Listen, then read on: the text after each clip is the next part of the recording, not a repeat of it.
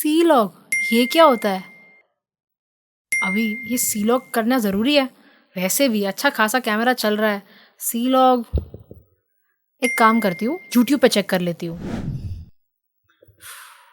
सी लॉग एक बहुत ही इंपॉर्टेंट फैक्टर है। As a wedding film maker मैं बहुत इसको यूज़ करती हूँ। आई थिंक हर एक फिल्म मेकर को ये यूज़ करना चाहिए। इससे बहुत सारा जो मूड है वो अपलिफ्ट हो जाता है पूरी की पूरी फिल्म का। वेल ऑनेस्टली आई थिंक जो भी फिल्म मेकर आज की डेट में सी लॉग नहीं यूज़ करता वो बहुत ही गलती कर रहा है। बिकॉज आई थिंक ये एक टाइम है ट्रांजिशन का। आज के ज़माने में सभी लोग को इसमें ट्रांजिशन होना ही चाहिए।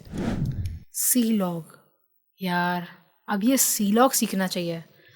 सी लॉग सीख ही लेते हैं।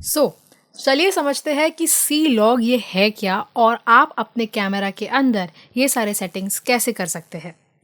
देखिए, सी लॉग का मतलब होता है कैनन लॉग, और ऐसे ही निकॉन का एन लॉग होगा, सोनी का एस लॉग होगा।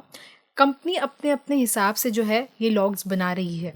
तो अभी ये समझ लेते हैं कि ये सी लॉग होता क्या है और आप अपने कैमरा के अंदर इसको कैसे सेट कर सकते हैं।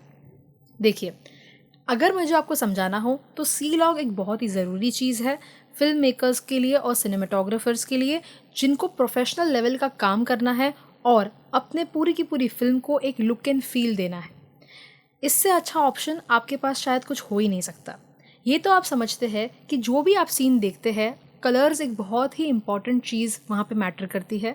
जब आप कलर्स के साथ एक सीन में खेलते हैं तब जाके जो है जो चीज़ आप कहना चाहते हो अपनी फिल्म्स के थ्रू, वो उसमें आप ज़्यादा अच्छे से कह पाते हो। अगर हॉरर सीन है तो वो पूरा का पूरा ब्लू टोन इफेक्ट अच्छा लगता है। अगर वेडिंग का फील देना है तो एकदम bright colours, natural warm colours, ये सारी चीज़ें अच्छी लगती है। कलर्स का जो है पूरा का पूरा टॉपिक हो जाता है, पर ये जो कलर्स होते हैं वो हर कलर जो है कुछ कह पाता है, राइट। तो ऐसे ही जो है सी लॉग यूज़ करने की वजह से आप जो है अपनी फिल्म में मूड और लुक क्रिएट कर पाओगे। अब ये चीज़ करने के लिए आपको ये समझना होगा कि ये सी लॉग होता क्या है। देखिए, जैसे मैं बात करती हूँ दूसरे ब्रांड्स के बारे में, जैसे निकॉन के बारे में या फिर सोनी के बारे में, तो निकॉन में एन लॉग है, सोनी में एस लॉग है, टीजीआई में डी लॉग है, वैसे ही कैनन में सी लॉग है। लॉग का मतलब होता है लॉगरिथमिक गामा कर्व। आपका जो गामा गामा का मतलब होता है कलर। इसका पूरा का पूरा एक कर्व होता है, इसकी एक टोनल वैल्यू होती है।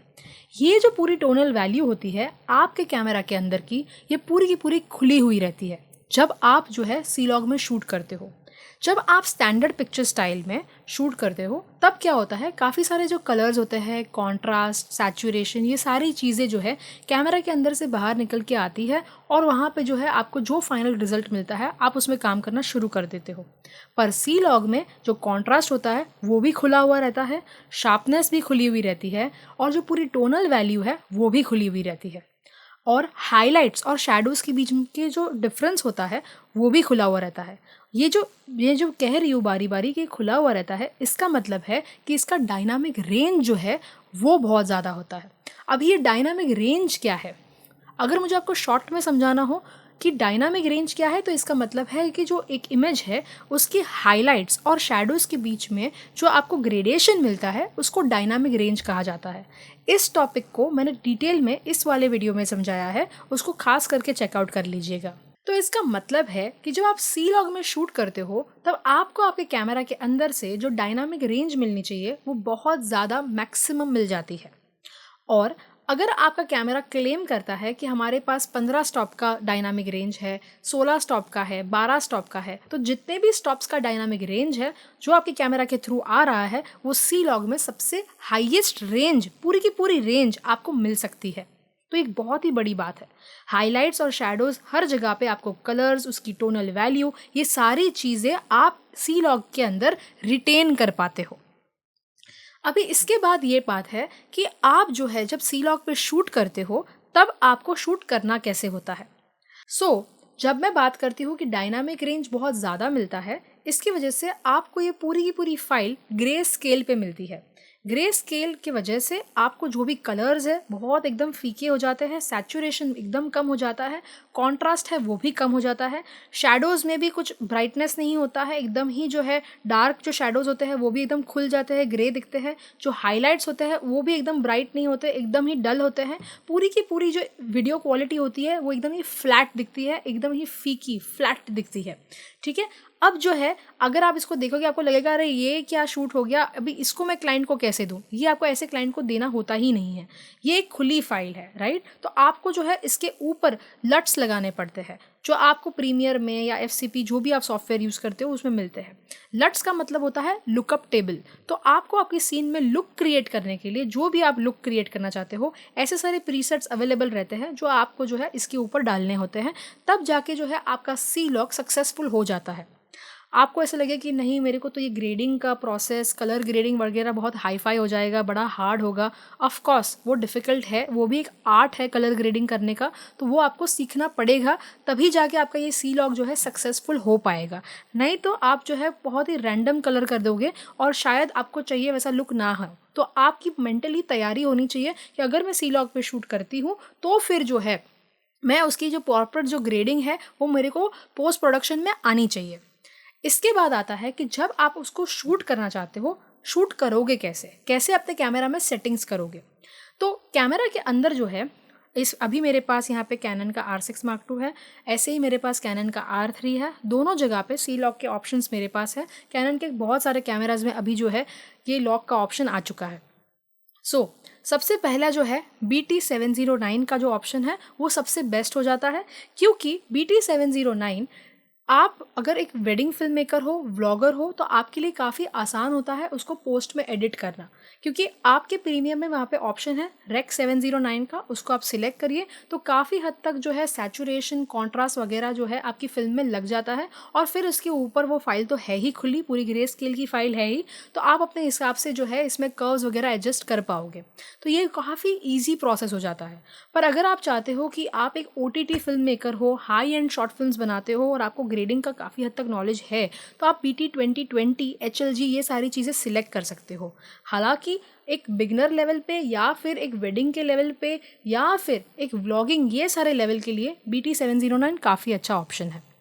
अच्छा, लॉग के अंदर भी जो है 3 चीज़ें हैं। सबसे पहला जो उन्होंने लॉग निकाला था जो C-Log1 है, उसमें आपको 12 स्टॉप्स का डायनामिक रेंज मिलता है। So it is good but it is not कि आपको सारा का सारा नहीं मिल जाएगा उसमें।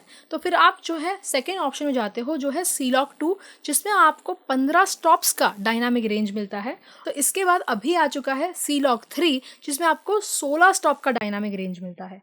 तो आप देख पा रहे हो कि जितना स्टॉप्स ज़्यादा होगा उतना जो है आपको डिटेल्स उस फिल्म में ज़्यादा मिलेगी, और आप चाहो उतना जो है कलर करेक्शन, शार्पनेस, ये सारी चीज़ें, कॉन्ट्रास्ट वगैरह, ये सब कुछ वो फिल्म के अंदर कर पाओगे।